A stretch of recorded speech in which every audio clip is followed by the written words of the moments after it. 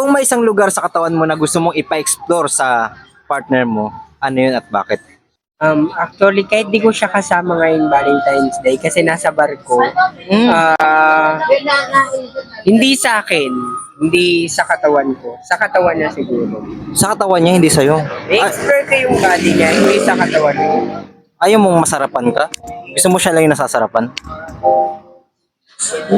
Depende kasi sa ano yun sa tao. Sige, kung katawan niya gusto mong pa-explore, anong parte ng katawan niya? Ano siguro, lower part? Talampakan? No? hindi. Ano, hindi ba? Let's go ka! Talampakan. Ay, pwede din. Pwede rin. Pwede rin. Foot fetish. Ay, Ang ingay ng bunga ka. saan banda sa baba? Siguro, bandang legs. Bandang Pagitan legs. ng legs. Masarap yun.